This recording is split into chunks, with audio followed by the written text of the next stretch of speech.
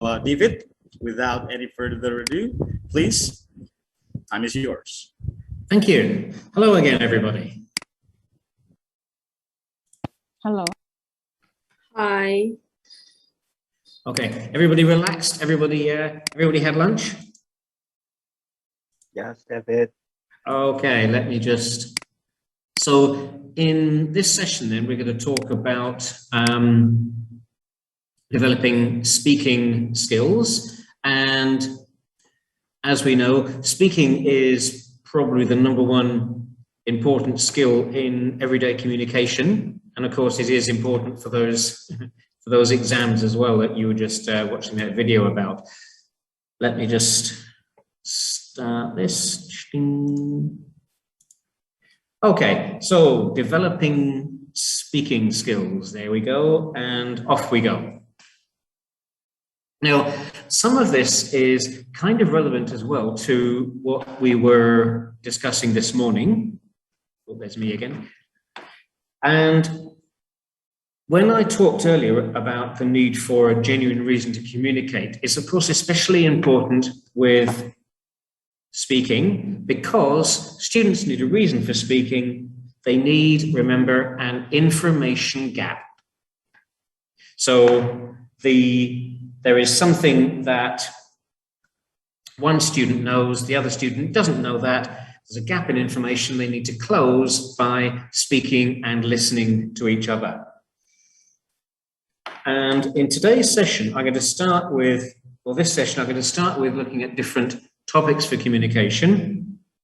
I'm then going to go through the criteria for a successful speaking activity and then go over the different types of speaking activity that we can cover in class. Now, it is of course important that the topics for speaking are relevant to students. And in fact, this is the same philosophy, of course, which is used for the Cambridge exams, where the topics that are covered in the speaking part are everyday topics that everybody has some knowledge of. And let's just think about that. What do your students like to talk about? For example, if you said, today we're going to talk about the history of furniture in Russia, this would not be a successful lesson. So Their hobby. Okay, hobbies. Well, here we are, 45 seconds. Send me some chats. Come on. What do students like to talk about? Music, good? K-pop. Yep.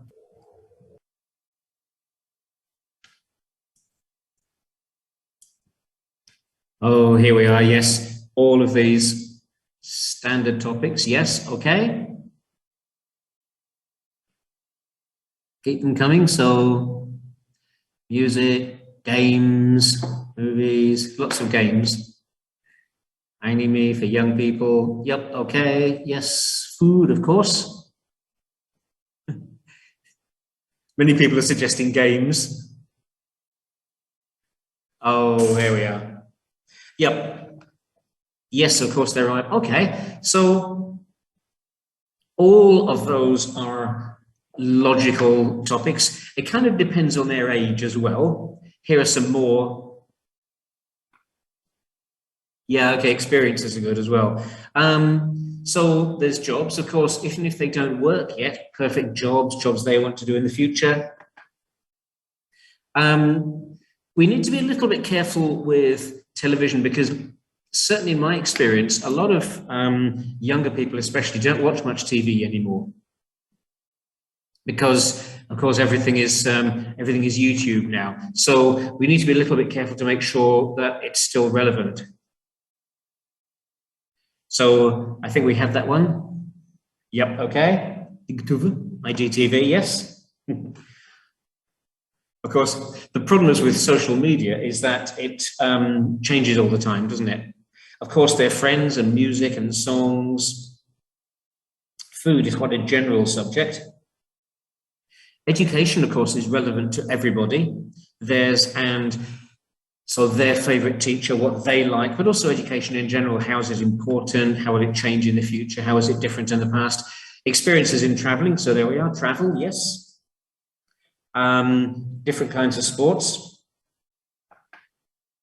People have families, lots of things about money. With the internet and social media, it is important that we keep up to date, of course. If you said to the students, okay, today, who has Friendster? Then the students will just laugh at you. There's nothing like social media for making teachers feel old. Because then, okay, Facebook, and now nobody has Facebook because everybody's moved to Instagram. So as teachers, I think we're always one social media behind. Yes, MIRC, of course. Who remembers that one? There is other things, of course, celebrities familiar to everybody. And especially for older students as well, the environment is relevant. And in fact, even younger students now are aware about things like pollution, reducing the use of plastics, that kind of thing. And there is the future. We can include, a few of you have mentioned games. In my experience, of course, if you use the word game to younger people nowadays, they always think of online games, whereas the previous generation would be thinking about things like chess. So we need to be careful there aren't misunderstandings there. So yes, all of those things. And again, these are typical exam subjects because these exams are designed to be taken by people all around the world. So of course, questions need to be designed so that somebody who lives in Brazil or somebody who lives in Africa or somebody who lives in Indonesia will have enough to talk about. Now, let's again, if we're going to talk about these topics in a speaking activity, let's think about what is important. So we've mentioned communication gaps, we've mentioned topics. Now, it's very important for a speaking activity to be successful. So what do we need to have? What are the characteristics or criteria for a speaking activity? So imagine, for example, you're doing a speaking activity and the boss, the principal, the director of studies walks past and he or she looks into the classroom. Why would that person think, oh yes, that's a successful speaking activity? Message delivery. Okay, yep. Any more, or send me a chat? What else do you think is important there must be for a successful speaking activity?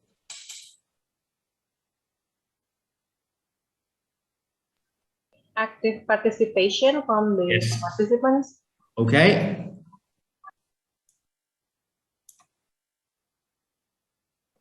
Yep, readiness to speak is important. Okay. Yes, okay, fluency makes sense. Any more?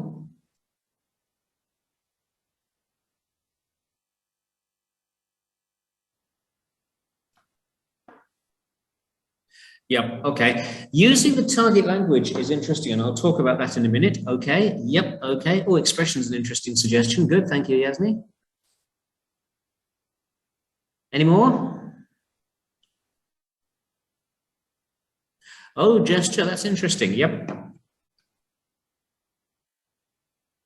Okay, keep sending if you have any more ideas, because I'm just going to go through 5 criteria which I think are important, and they are: activities should be language rich, involving, with a clear outcome, challenging, and sufficient support. And support is something I mentioned earlier, so I'll talk a bit about more about that now. Okay, one at a time. Language rich just means they talk a lot. Remember what I said? Imagine your boss walking past the classroom, he or she looks in the door, all of the students are talking. So it's a successful activity.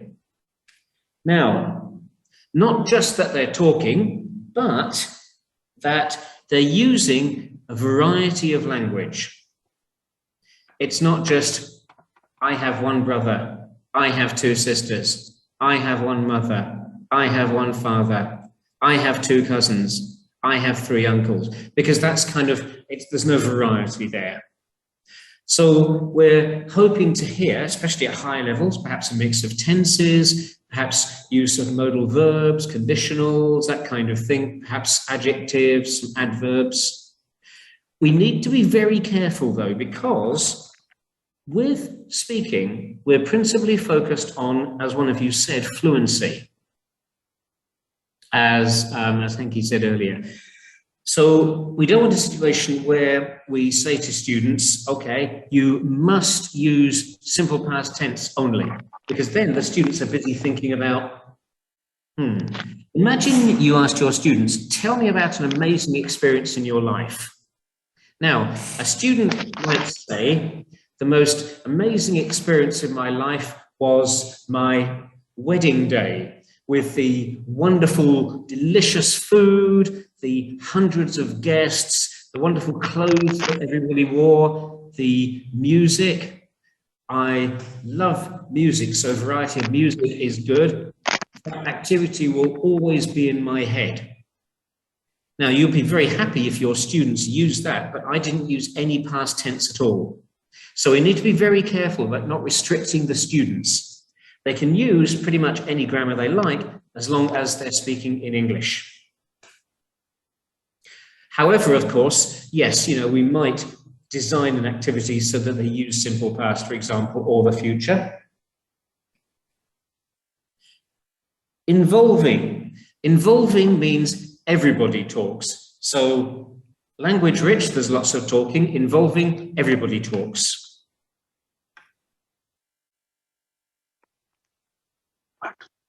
So even if one student is telling a story, the others are not just on their phones. They're listening, perhaps they're asking questions. So we want a situation where everybody has an opportunity. Clear outcome means there is an aim for the students with the activity. So it's a pre-established goal. For example, tell the students about your story, or decide the best 5 movies, or persuade your friends to buy your phone, or ask and learn exactly what the problems are your friends are complaining about. So there must be a clear goal. This isn't the same as the lesson plan, because our lesson plan might be to develop speaking fluency. It's basically what the students are doing. Don't just tell students to discuss something, because there's no reason for them to do it. Why would they? If you say to your students, discuss your city, we don't do that. You don't say to your friend, oh, I think I'll discuss. There's always a reason for talking. So discuss your city, and tell your friends the 5 things you like most about your city. Or what things would you like to change about your city? So tell them, give them a reason for speaking.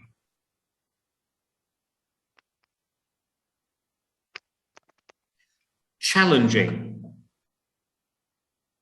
Now, what we mean then is that we need to push the students to speak, but it needs to challenge them, but not be too difficult.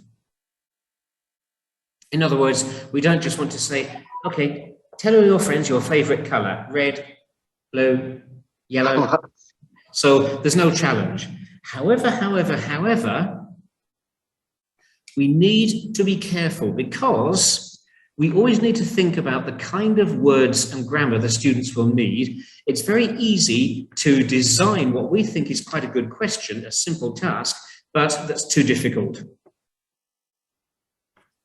For example, if you're teaching an elementary class, okay, children, yesterday was Independence Day.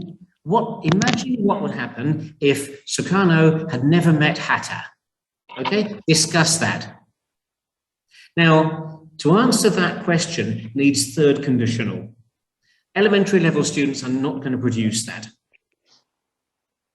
I once saw a teacher doing a conversation class many years ago, and she said to the students, okay, children, world hunger is a problem. What can we do to solve world hunger as well, apart from sending food and money? And there was complete silence because it's just too conceptually difficult. An elementary student is not going to say, we need to empower them by generating an economy that allows free enterprise. It's not going to happen. So it's very easy to ask impossible questions for our students, poor students. And they will then just start to use their own language. Probably by saying apathy, apathy. And the final thing is sufficient support. Again, we're thinking about low-level students, and this is what I mentioned earlier. Do they know exactly what they have to do? Do we need to give them time to get ready? Do we need to give them some vocabulary? And you might provide them with some useful vocabulary, elicit it, put it on the board, and we tell them you can use these words if you want, but you don't have to. Okay, so support is important because the weaker students need it and the stronger students don't, but it puts them at the same level because the weaker students can use those words and the stronger students know lots of vocabulary anyway. Also, support is important, especially if the students need to speak to the class. You know, they need to think about different ideas first. So there we have it then. We have those 5 things. So it's language rich, everybody speaks. It's involving, everybody speaks.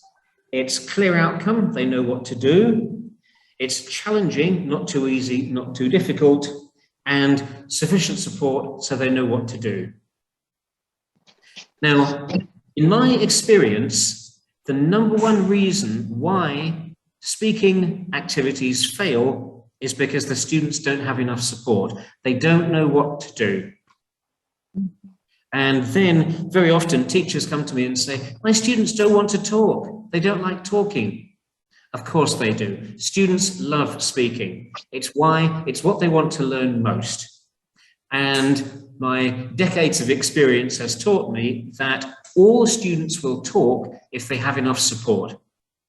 So they know that you're not going to immediately criticize everything they do wrong, and they know exactly what to do. All students will speak if they have enough support. Trust me, it works. Sorry, that's my other job. Okay, now, there are 5 criteria. Let's now look then at 5 types of speaking activity. But first, can you guys tell me the names of any types of speaking activity? Role play. Okay, oh, well done. Look, role play is number 1. You win a point. Any more?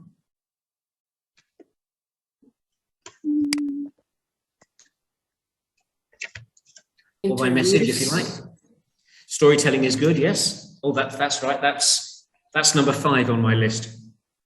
Or number 3, sorry, is storytelling. Yes, okay. Presentation is number 5. Speech is kind of similar to presentation. Any more? Discussion. Okay. Debate. About what? I'm sorry? Debate. Yep, okay. Oh, find someone who, everybody's favorite. Sudah ngulik tadi. Okay, I agree with all of those. Adanya ke sini tadi, habis itu sejarah bena mamili. Sudah ngulik. Nih. Some of those are included in the types of activity I'm about to mention. So what I'm going to do is to go through these one at a time, and then for each of these, we'll discuss if they meet the criteria. Oh, I like think, pair, share. That's kind of a good model, isn't it, for a speaking activity? Okay. So the 5 I have, and I'm going to give you an example of each of these, is guessing game, narrative, which is storytelling, problem solving, which includes debate, and presentation, which a few of you mentioned, which could be the same as speech. And let's go through each of these, and I think we'll have time to try a few of these. Right. Do you use role play much in your class? Yes. One interesting role play, by the way, Busway Subway, that you could possibly use if your students are planning on taking any of the exams, is you can actually role play an examiner, an interculator, and a student taking the exam. You can quite have some fun with that. And even depending on how you think it would work, you could have one student being a nervous student and one being a confident student and see how that works. Okay, here is an example of a role play. Now, I would put the students in groups of 3. But first, when you're doing a role play, like I said before, all students will speak if they know what to do. The number one reason why role plays don't work is because students don't know what to do, which means you need to check and recheck and then cross-check. So you need to double, treble check who is what, because if after your activity, oh, I'm sorry, I thought I was the manager and you were the customer, then the whole activity has gone wrong. So check, check, check. And let me show you what I mean with an example. You also, with role plays, you need perhaps to give the students time to think about what to say. If you say to students, for example, you are an angry customer and you are the manager, okay, go. They're confused. They need to think, for example, okay, you're the angry customer. What are you going to say? What complaints might you make? Managers, think about how you might make the customer relax and not angry. So especially low-level students, give them time to prepare. Now, here's a role play idea. So groups of 3.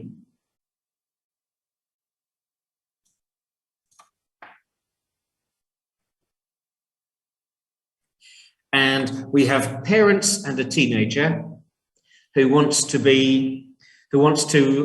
audition for Ikatan Cinta or something like that.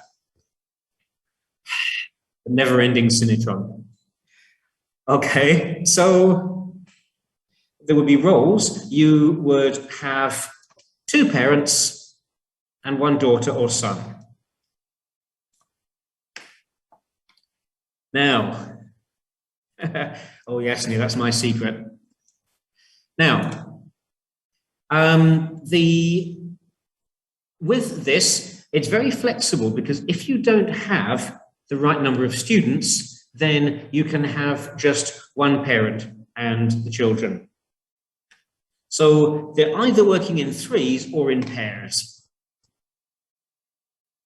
Now, with this kind of activity, it's familiar to the students because everybody knows what Cinetron is. Everybody, of course, pretends they don't watch Cinetron, but everybody knows what they are.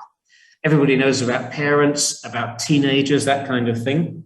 So the way you set it up is that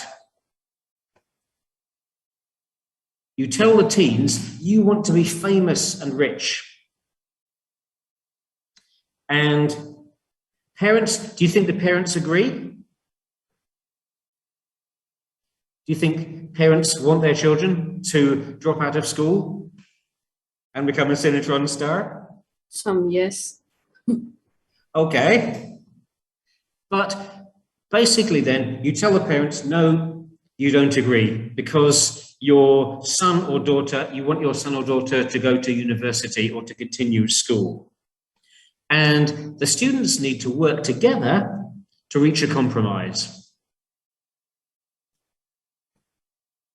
Now, with this kind of role play, just a couple of things. you need to double check first. So you say to the students, okay, first of all, you need to nominate them. Now, this is quite flexible because it doesn't matter about the mix of genders. If it's all girls or all boys, that doesn't matter. If there's a mix of girls and boys, then it doesn't matter either, because you can change the number of teenagers and have them as sons or daughters, and you can have some where there's only the mother or only the father. So it's very flexible. What you need to do first, though, is you need to go around the class and you need to say, okay, son, his mother, his father. Daughter, her mother, her father. Son, his mother. Daughter, mother. So you need to be very clear. And then you say to the students, hands up, who are the teenagers? Okay, hands up, who are the mothers? Hands up, who are the fathers? Okay, the teens, who are your parents? You need to really just check so everybody knows. Instructions should always be checked, because especially in a big class, it's easy for somebody to mishear. And then you might, okay, well, if your students are shy about doing this, what you need to do is you give them time to get ready. So you put all of the teenagers in one group first. And you say to them, okay, you guys, what do you think you might say to your parents? How are you going to persuade your parents? And then you put all the parents in one group first, and you say to the parents, can you think of any compromise? So they all have different ideas, and that you do that before the role play, and then you put the students with the children with their parents. Now, the other thing so that's the first thing about a role play. The roles need to be clear. You need to give them time to prepare. And you also need to think about, when they start speaking, don't immediately start listening and staring at while they're speaking. So give them time to start. So perhaps sit at the front of the class and give them time to start, and then you can help anybody who's not speaking. Now, obviously, this is, you could do teens and parents being a synchron star, but it could also be, for example, studying overseas or working as some unsuitable job, for example, becoming a pilot, and you think that's dangerous, or not going to university. So anything like that, where you have a situation where the teens disagree with the parents. As long as there must be some kind of task. Okay, so although it is sometimes a problem that teens are shy, which means you need to make it so it's nothing personal. Don't start talking about boyfriends and girlfriends and that kind of thing, because it's just, then they will be embarrassed. But with this, because it's not a serious subject, so it doesn't matter if people disagree. It's not a controversial subject. Okay, because we know it's kind of it's not too serious.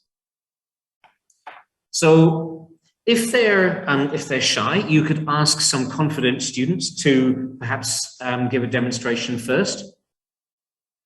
But basically, if the students know what to do, they will speak, as long as they have enough preparation. Now, so this synchron role play, is it language rich? Do you think all the students would talk?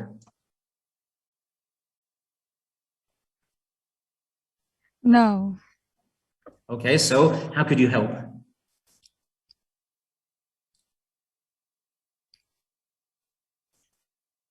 Maybe I give some example first. You certainly could give examples, yes. Yeah.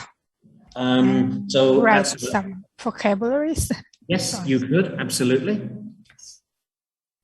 But remember what I've said, students will talk if they know what to do. I've gone into classes before, teachers say, oh, they don't want to talk, they don't want to talk. If you set up an activity, they will talk, because that's what they want more than anything. Talking in English is always going to be more interesting and motivating for students than more gap fills. So if this is set up, then they will talk, because they all need to talk and give reasons and excuses and compromise. It's involving because the key to successful role plays and discussions is small groups. If your groups are too big, then the quiet students don't say anything. Small groups are the key. Or even pairs, because then they both have to talk. Is there a clear out? Sorry, go on. Excuse me, sir. Mm-hmm. If I give them some example and they just say, like what the example, they don't have any creativity. Okay. Just repeat the example. What do you think? Right, okay. Well, there's a few things. What you need to do is, rather than giving them the examples, can you get any examples from the students in the class? And don't write sentences on the board. Don't write complete sentences. Just write clues. So just write, for example, unsuitable job, or university important, or no job security, or no privacy. So don't write whole sentences. Tell the students they can use those ideas, but ask them if they can use their own ideas. Tell them they can use their own ideas if they like. When you have a situation where students don't talk, you need to think carefully about how you group the students. Because grouping quiet students together, for example, might mean that nobody in that group talks. So you need to think carefully about who works with who. Okay, thank you. Just give them lots of support and give them time to prepare as well. Now, there is a clear outcome to that activity because they need to compromise. And it's quite a challenging activity. Although perhaps the language isn't impossibly difficult, the students need to think quite hard about possible compromises, but support is really, really important. We must give them support so they know what to do.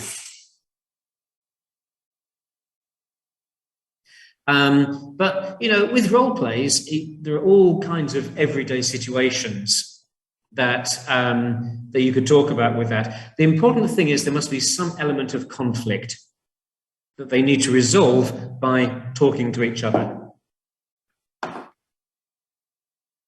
Okay, the next type is a guessing game where one student knows something and the others have to guess. And this kind of activity can be very suitable for low-level students. And there are different things. So here's one example. You put the students in pairs because if small groups means they talk more. And they have to think of something that's with them in this room. So it can be anything at all. It could be their watch, it could be a pen, it could be a cup, anything at all. But usually you must tell the students not your phone, because if you don't say that, 100% of students gets their phone. And the other person has to guess what it is. And they have to ask yes or no questions. So what questions could they ask to guess the item, to guess the object? The color. Only yes/no questions, though. Is it black? Yeah, Is that's it right. white? So you could do those. Okay. Is it every day? Yes. Is it What else? big or is it small? Okay. Any more adjectives?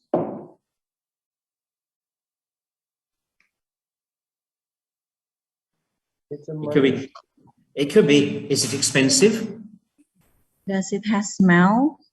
Yes, okay. You could do that. You could ask Can you eat it? Do you only have one? Is it old? So all of those kinds of things, you could say, is it made of metal? Yes, I like, is it priceless? Is it made of wood? Is it round? Is it square? Is it light? Is it heavy? And it can be anything. So again, depending on the low level, but students often guess things like book or pen. And again, they're in pairs, and it's quite easy for lower level students, but useful practice of things like adjectives. You can say things as well. So yeah, in the end, they could just say, is it a pen? Is it an eraser? Do you use it every day? Do you use it at home? And that kind of activity, is it language rich? Lots of speaking? Yes. It is, because hopefully there's lots of these questions. Remember, the other student is only saying yes or no, so it's important you switch the students around so everybody has a chance. Okay, does everybody speak? Yeah. Because Yes. they're in pairs, so everybody speaks. What's the outcome? What do they have to do? Guess the thing. Absolutely right, yes.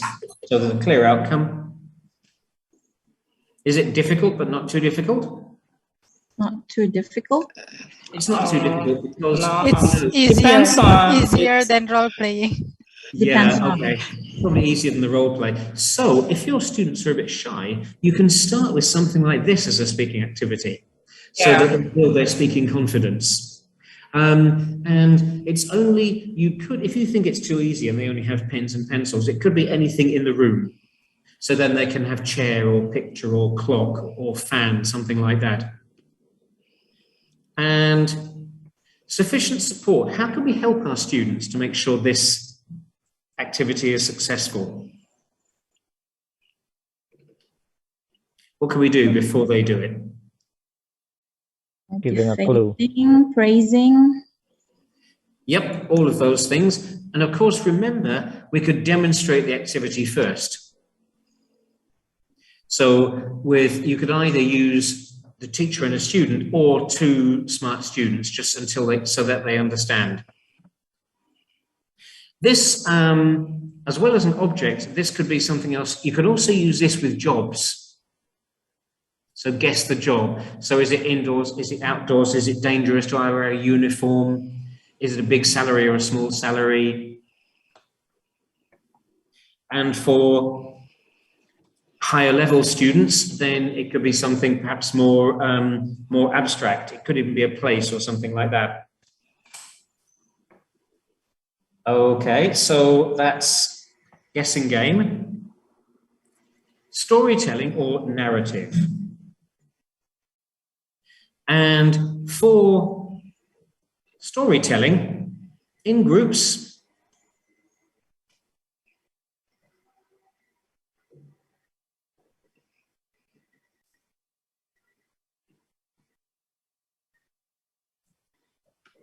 now, it's important that the students have a reason to listen. So if it's a presentation, as some of you mentioned earlier, tell the students that they have to ask 2 questions at the end. Tell the students that they can ask questions while their friend is talking. Or tell the students they're going to vote on the best story.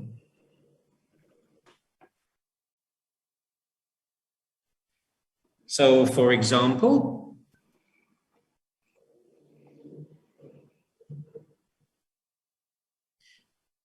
small groups, and make sure that everybody talks, and you give the students the beginnings to help them.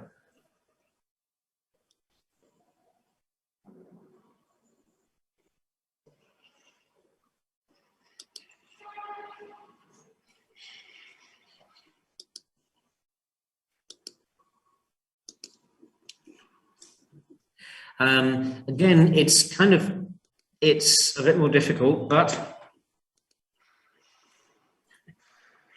funniest often has some stories, and as teachers, of course, we all have funny stories to tell. You need to make sure, of course, that everything stays positive. You don't want the saddest thing or the worst thing. So keep it positive. You don't want to traumatize your students.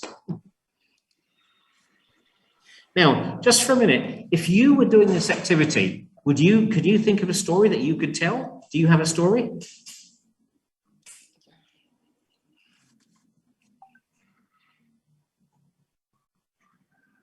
Which one would you choose?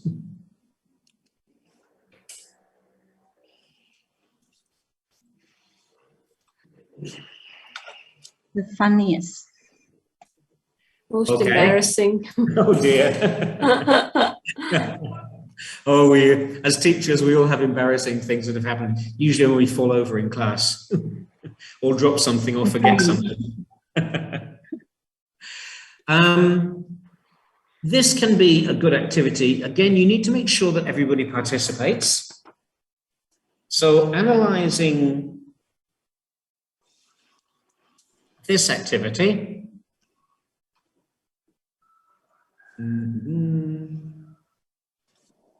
Is it language rich? Yes. Okay, because there's quite a lot to talk about. The important thing with this kind of activity is that it's very possible your students have told this story before, but in their own language.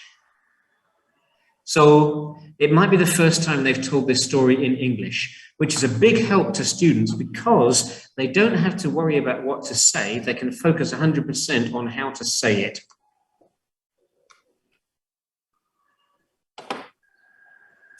Okay, is it involving? Yes. Okay, so everybody talks. We need to make sure that everybody tells their story. So you might, for each group, appoint a person to be in charge, a chairperson, to make sure everybody speaks. Clear outcome? Yes. What's the outcome? To tell the others about our experience. Okay, and hopefully to make them laugh. Yeah. Again, you know, this activity, particularly with higher level students, it's one of my favorite activities because the students very often have amazing stories. Challenging.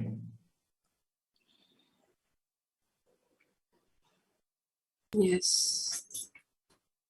Okay, it can be quite difficult because there might be vocabulary they have to think of.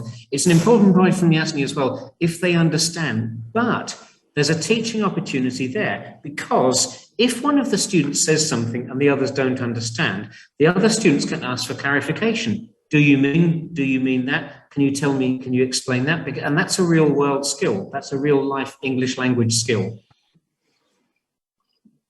Okay.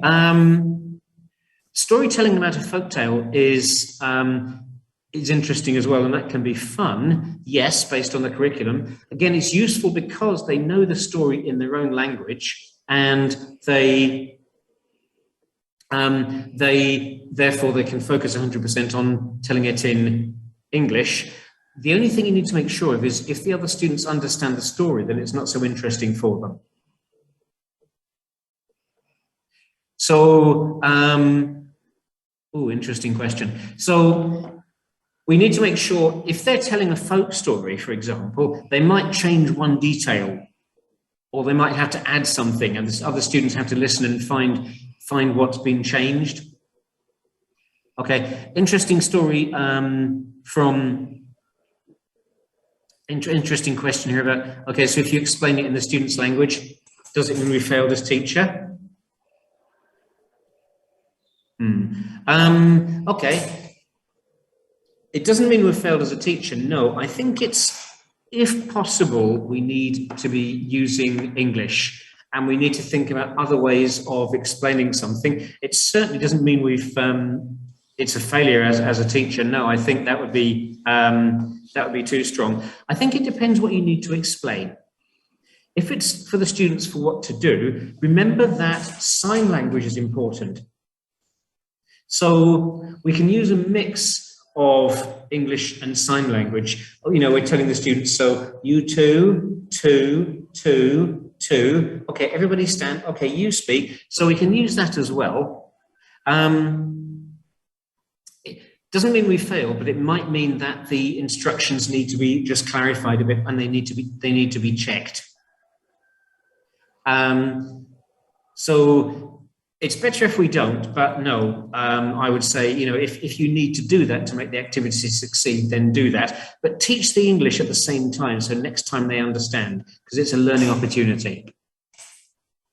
Okay, yeah, one of the disadvantages of Folktale is they memorize the text. You're exactly right, yes. That's why we need to make it more difficult by perhaps telling the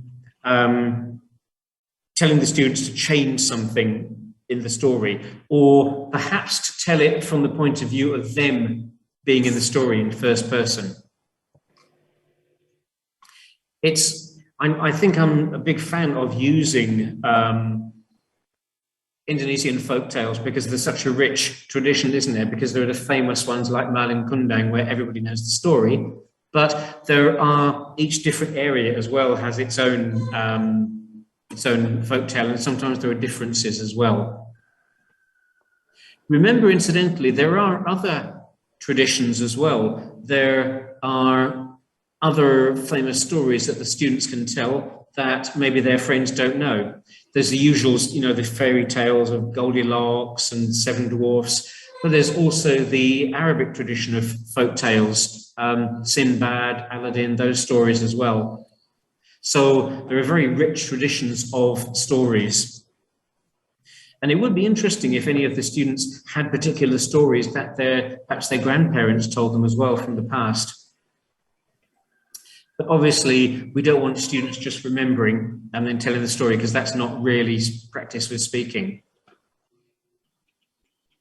Okay, the last one, excuse me, sufficient support. How can we help the students? What support can we give the students so this activity is successful? What if I tell my students to prepare first by trying to answer 5 W, H, and 1 Yep. H? Yep, you could definitely do What, that, yes. Why, when, where, what, how, before they start speaking. Yes, you could certainly do that, yes. Another way of providing support, of course, is for the teacher to tell a story. And anyone who's taught children always has at least one funny story to tell. So, you know, again, if it's set up properly, then this is a good activity to do, but the students do need to have a reason to listen.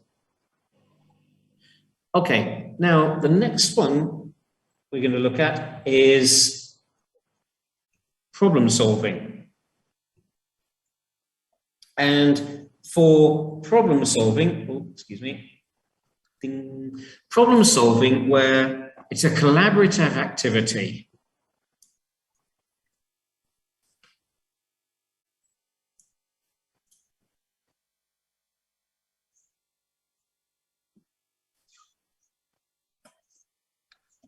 Okay, yep, mime can be fun as well, by the way, yes. The other couple of suggestions, so we're arranging a jumbled text and making crosswords. If you're going to do that kind of activity, what you can do is you can have one group of students telling the other student what to do. So rather than each student doing that, you might have the jumbled text on the whiteboard and the students say, okay, move it left. Oh no, move it that way. Switch those two. Write that one at the beginning. Then there's more speaking happening. So any activity where the students are telling their friends what to do. Okay, problems, and it could be a kind of problem solving as well. So different kinds of things, but basically there's some kind of challenge where the students have to work together to solve a problem. So this could be a debate where they have to agree, ranking activities where they have to agree on the top 5 online games, or the top 5 YouTube channels, or the top 5 movies. So, and they must agree. So they need to work together. Or you could have something like this, where there's a family on holiday and they need to decide a schedule for the family. So it's not a role play, but these 4 people in the family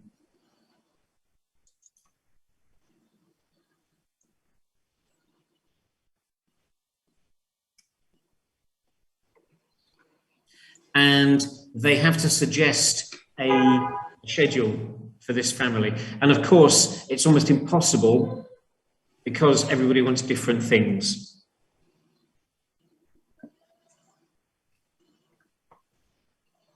And of course, with this activity, you could adapt it for a different location. Is that familiar to anyone? Yeah. So you could have a family with grandmother, 2 parents and a son or daughter, and they have to agree what they want to see in one day. So perhaps one of them wants to go shopping. Obviously, to get to Borobudur, you need to travel outside the city, so that's a longer journey.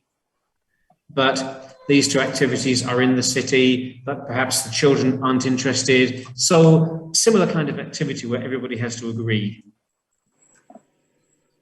That makes me miss Jogja. I haven't been to Jogja for a long time. But sir, Borobudur is not in Jogja. No, I know it's not in Jogja, but it's around. It's nearby. Yeah, okay.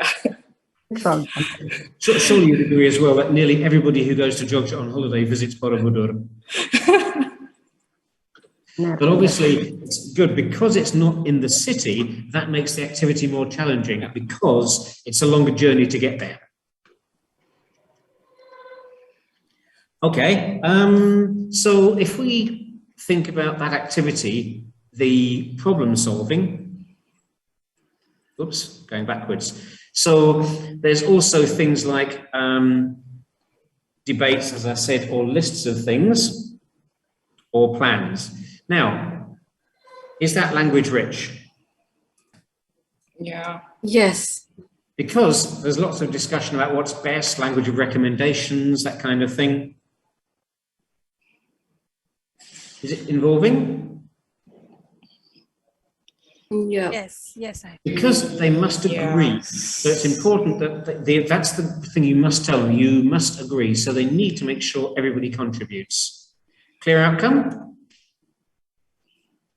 Yes. The Yeah. schedule Plan. for the holiday, the plan. Challenging? Yeah. Yeah.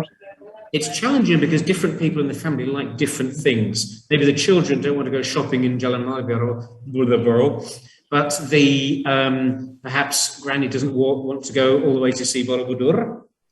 Sufficient support? Yes. Because we give them information about what the members of the family like. And finally, presentation, which is kind of like show and tell, where one student talks about something. And an example is like this.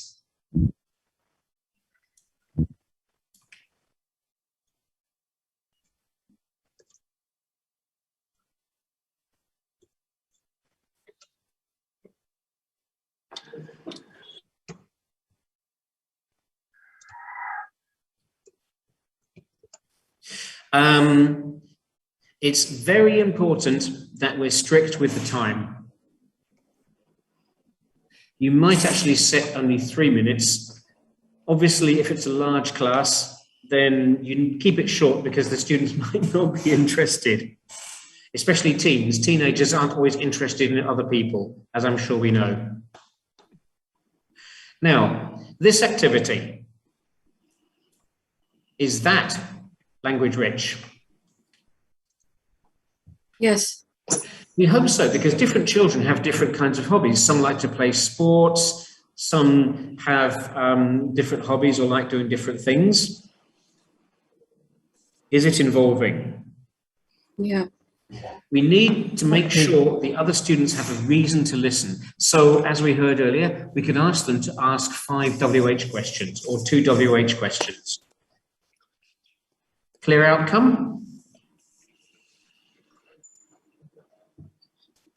Well, yes, they need to give their presentation.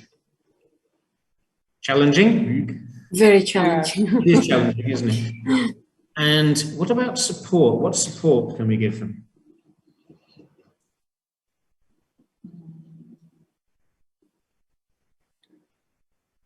The vocabulary, the fact. Yes, we might help with some vocabulary. Remember also, this is for next week. We wouldn't say to students, okay, buddy, 5-minute talk about your hobby. Come on, buddy, come on, because, ooh. So we're giving them time to prepare, but we don't want the students reading. We don't want, today I will talk about my hobby of collecting stamps. Fine. Because then, oh my God, imagine 30 of that. The teacher will be crazy by the end. So we need to tell them, don't use your notes, but give them time, because then they can practice at home. So 5 types of speaking activity, 5 criteria. I just want to quickly finish by talking about feedback. Because feedback is really important for successful speaking activities. Now, if we're talking about the preparing students for the speaking part of the exam, then of course, the different exams, there are criteria that the speaking is assessed on, and you could use those. But before that, during the speaking,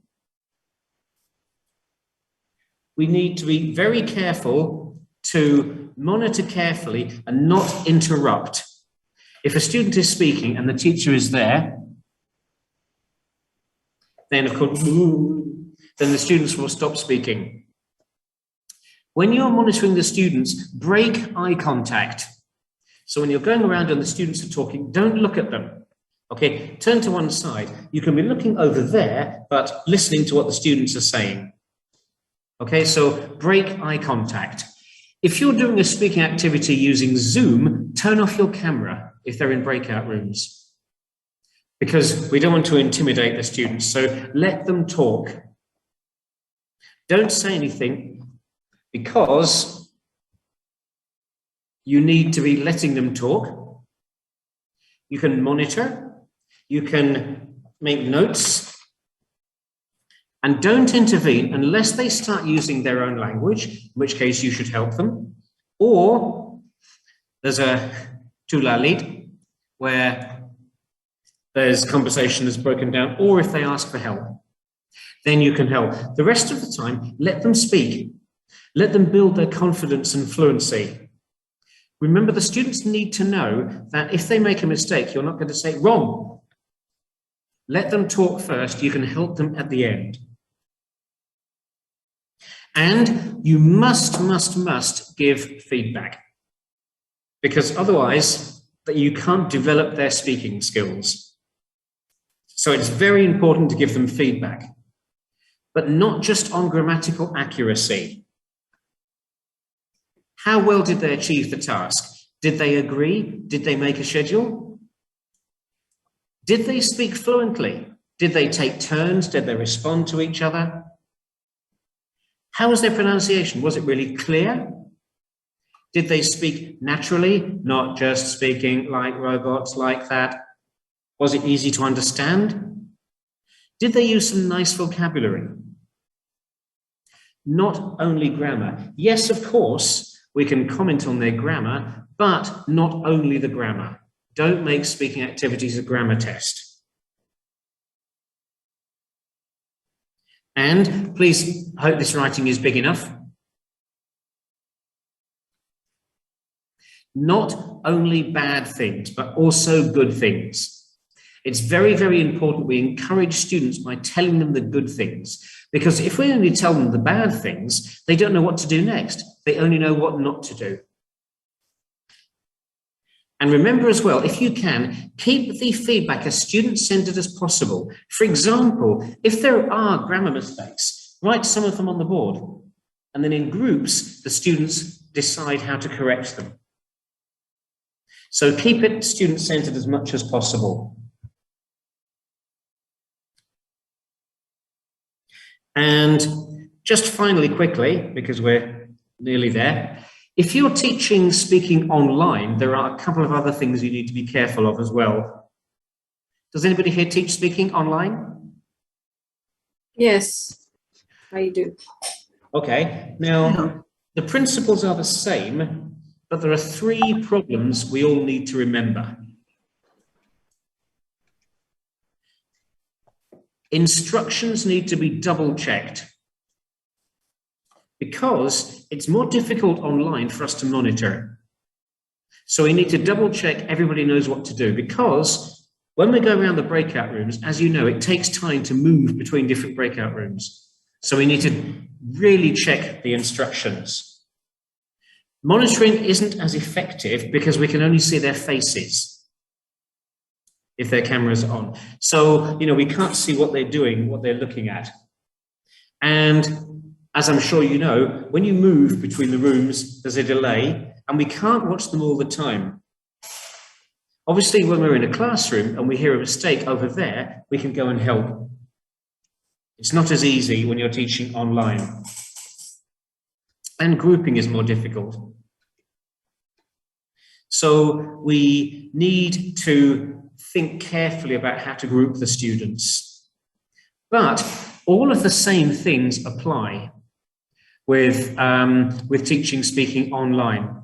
It still needs to be language rich, involving with a clear outcome, challenging and sufficient support.